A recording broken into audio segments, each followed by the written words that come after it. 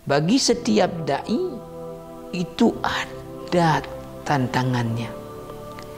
Maka mesti dia harus punya kesabaran. Bismillahirrahmanirrahim. Alhamdulillahilladzi anzala ala 'abdihil kitaba wa lam yaj'al lahu 'iwaja. Asyhadu an la ilaha illallah wahdahu la syarika lah wa asyhadu anna Muhammadan 'abduhu wa rasuluh. Allahumma salli wa sallim wa barik ala khatamil anbiya'i wa imamil mursalin nabiyyina wa habibina wa qudwatina Muhammadin wa ala alihi wa ashabihi ajma'in wa ba'd. Para mahasiswa yang mengambil mata kuliah tafsir ayat-ayat dakwah Fakultas Dakwah dan Komunikasi UIN Araniri, dan siapapun yang mengakses video ini, rahimani wa rahimakumullahu jami'an. Alhamdulillah, Allah Subhanahu wa taala kembali pertemukan kita melalui media online ini, karena kita tidak bisa bertatap muka secara langsung sebagaimana lazimnya proses perkuliahan karena masih belum berakhirnya pandemi corona. Maka kita akan menyajikan perkuliahan kita melalui media ini, dan yang lalu sudah kita bicarakan tentang judul akhlak atau sifat-sifat yang mesti ada pada seorang dai berdasarkan kepada dalil-dalil daripada Al-Quran dan hadis-hadis Nabi sallallahu alaihi wasallam. Sekarang kita masuk kepada sifat berikutnya. Setelah sifat yang lalu kita bahas tentang keikhlasan dalam berdakwah, tidak menjadikan dakwah tempat mencari materi duniawi dan imbalan daripada jamaah. Salah satu sifat yang disebutkan oleh para ulama dakwah di dalam kitab-kitab dakwah mereka adalah sifat sabar. Ini mesti ada pada setiap dai. Di dalam surat Luqman ayat 17, Luqmanul Hakim menasihati anaknya. Nah, di antara nasihat Luqman kepada anaknya, salah satunya adalah di ayat 17. Ya bunayya aqimis salata wa'mur bil ma'rufi wanha 'anil munkar wasbir 'ala ma asabak inna dzalika min azmil umur. Kita artikan ayat ini secara perkata dulu. Ya, ini adalah adatun nida, panggilan, wahai. Bunayya, anakku. Ya, panggilan yang lembut ya, untuk anak adalah bunayya. Wahai anakku.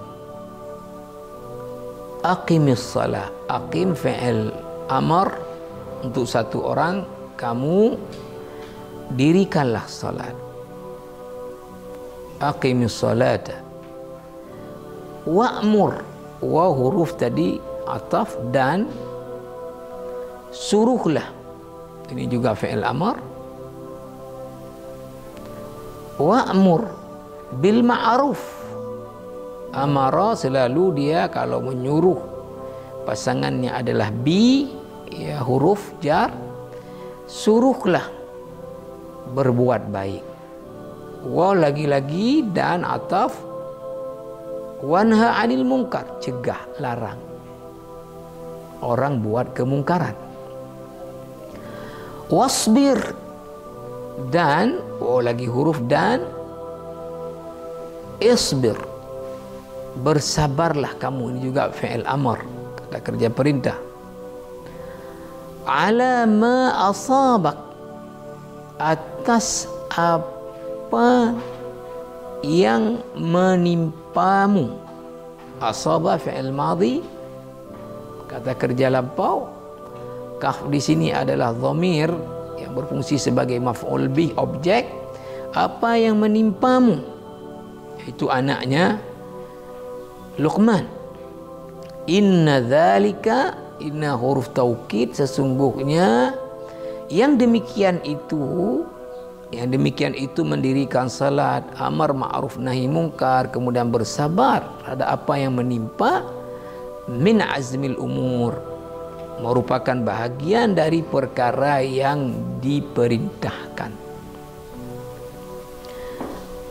Para mahasiswa dan siapapun mengakses video ini, rahimani wa rahimakumullah, para ulama di dalam kitab tafsir, misalnya tafsir Al-Munir Syekh Wahbah Az-Zuhaili mengatakan ada dua pemahaman para ulama terhadap alama asabak, wasbir alama asabak. Yang satu adalah pemahaman ma asabak ini secara luas, tidak di dalam bingkai amar ma'ruf nahi mungkar saja. Wahai anakku, dirikanlah salat, suruh orang buat baik, dan cegah orang jangan buat kemungkaran, dan bersabarlah kamu atas apa saja yang dalam hidupmu menimpamu, baik itu berupa sakit, berupa kesulitan-kesulitan hidup, kefakiran, meninggal keluarga, dan sebagainya. Apapun daripada kesulitan hidup dan kesusahan hidup yang menimpamu, hendaknya kamu bersabar. Ini satu pemahaman tentang wasbir ala ma asabak ini yang luas dia, apapun. Tapi ada pemahaman juga bahwa wasbir ala ma asabak ini dikaitkan dengan sebelumnya, dengan wa'mur bil ma'ruf wanha 'anil munkar. Suruhlah orang buat baik dan cegah orang buat kemungkaran. Dan bersabarlah kamu, hai anakku, bila dalam kerja amar ma'ruf nahi mungkar kamu ditimpa oleh hal-hal yang menyusahkan kamu, membuat penderitaan kepadamu. Bersabarlah kamu dalam berdakwah bila ada keadaan yang membuat penderitaan kepadamu. Nah, ini pemahaman yang lebih sempit. Nah, tentu pemahaman yang lebih luas otomatis juga masuk pemahaman yang sempit ini ke dalamnya. Tetapi yang jelas bahwa ayat ini dengan tegas ada kata amar ma'ruf nahi mungkar, wa'mur bil ma'rufi wanha 'anil munkar. Kemudian disebutkan wasbir ala ma asabak. Maka para mufassir ya dan para ulama dakwah dalam kitab-kitab mereka menjadikan ini sebagai dalil bahwa di mana orang yang berdakwah mesti dia punya sifat sabar, karena banyak sekali tantangan di dalam dakwah ini. Sudah menjadi sunnatullah bagi para dai ini adalah adanya musuh-musuh. Nanti akan kita sebutkan dalam tantangan dakwah bahwa Allah Subhanahu wa taala telah jadikan kepada setiap daripada nabi yang berdakwah ini aduan minal mujrimin, musuh daripada orang-orang yang jahat. Karena kita mengajak kepada kebaikan, mencegah kepada kemungkaran, maka pasti orang-orang yang jahat tidak suka.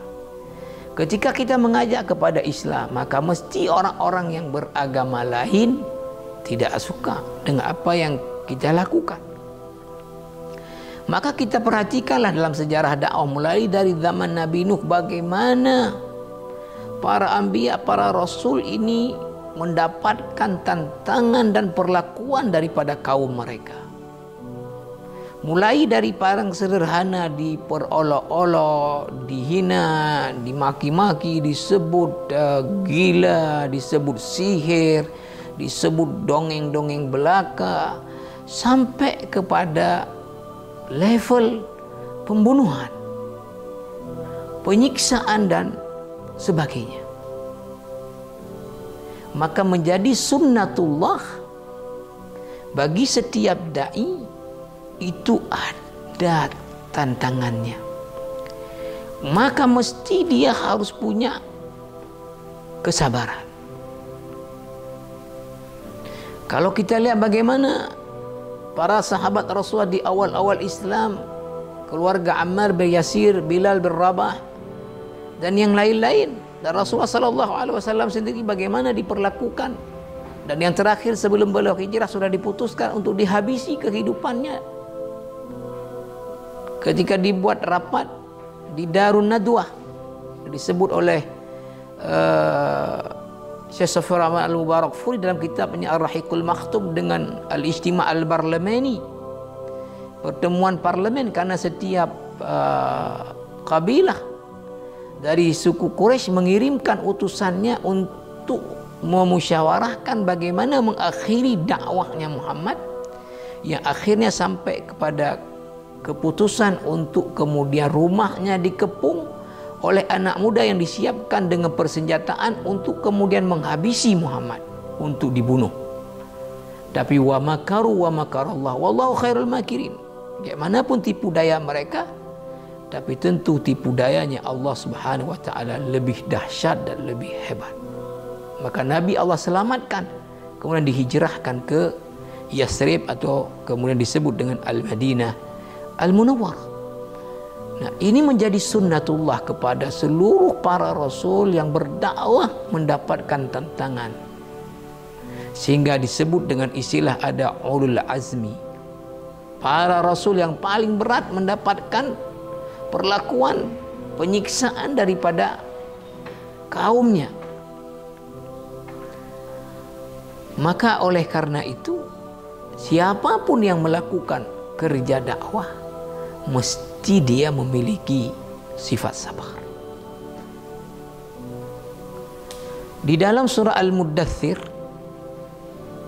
yang jelas juga ini merupakan konsep daripada dakwah yang diberikan Allah kepada Nabi Muhammad, juga Allah sebutkan kepada Nabi Muhammad, wali rabbika fasbir, dan untuk Tuhanmu kamu hendaknya bersabar. Artinya dalam mendakwahkan agama Allah, kamu hai Muhammad mesti sabar. Mesti sabar. Nah, maka oleh karena itu kembali saya mengingatkan bahwa tidak boleh seorang dai kemudian tidak memiliki sifat sabar di dalam berdakwah, karena pasti dia akan mendapatkan tantangan. Nah, kalau sekarang kita melihat bahwa sepertinya ya, dakwah yang ada sekarang ini tidak ada mendapatkan katakanlah tantangan, kadang-kala saya menyebutkan bahwa ini kayak entertainment, hiburan, bukan dakwah. Sehingga si penceramah dia sebelum datang sudah bertanya apa yang diinginkan oleh masyarakat. Oh, ini lucu-lucu orang sini, maka dia buatlah yang lucu-lucu. Orang ini suka cerita, dikarang-karanglah cerita-cerita dongeng, sehingga orang menjadi senang. Akhirnya ya mohon maaf, orang suka ke dia, kemungkinan mungkin juga amplopnya tebal karena orang suka, akan diundang lagi ke depan. Tapi itu hiburan. Tapi kalau yang namanya dakwah adalah menyampaikan yang hak, walaupun itu pahit, qulil haqqa walau kana murran. Maka kalau kita sampaikan yang benar, mesti orang yang jahat akan marah ke kita, tidak suka ke kita. Maka kita akan mendapatkan maki-makian, cemoohan dan sebagainya. Dikatakan ini, dikatakan itu. Nah, ini kalau sudah kita betul-betul berdakwah. Tapi kenapa sekarang kita sebut tadi seolah-olah tidak ada? Karena memang bukan berdakwah, tapi menghibur orang. Tapi coba sampaikan yang benar walaupun pahit. Berapa banyak sebetulnya dalam masyarakat ini hal-hal yang tidak betul, tetapi menjadi adat dan kebiasaan. Tapi oleh si yang menyampaikan tausiah tidak dia perbaiki, karena takut nanti tidak diundang lagi atau akan kemudian dimaki-maki dan sebagainya. Nah, makanya ya, walaupun tentu dalam berdakwah perlu kepada strategi ya agar supaya memberi hasil yang ini, tetapi ya pahamilah bahwa kalau berdakwah secara benar karena kita mengajak kepada kebenaran, maka pasti kita akan mendapatkan tantangan-tantangan dari berbagai sisi.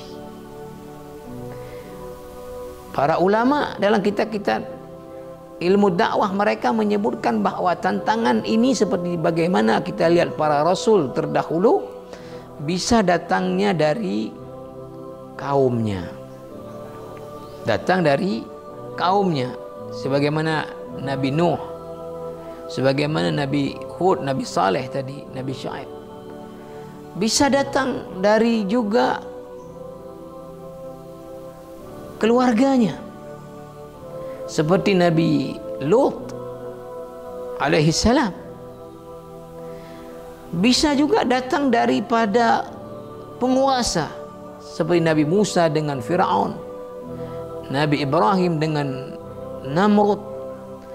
Nah, tentu ya makin kuat kekuasaan seseorang dan makin luas kekuasaan dia, maka kalau dia yang menjadi penghalang dakwah, maka tentu makin berat tantangan dan makin tinggi kebutuhan kepada kesabaran bagi seorang dai di dalam berdakwah.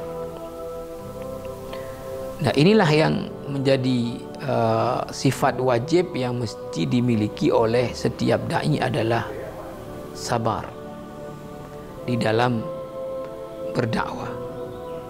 Mudah-mudahan ada manfaatnya untuk saya dan kita semua. Assalamualaikum warahmatullahi wabarakatuh.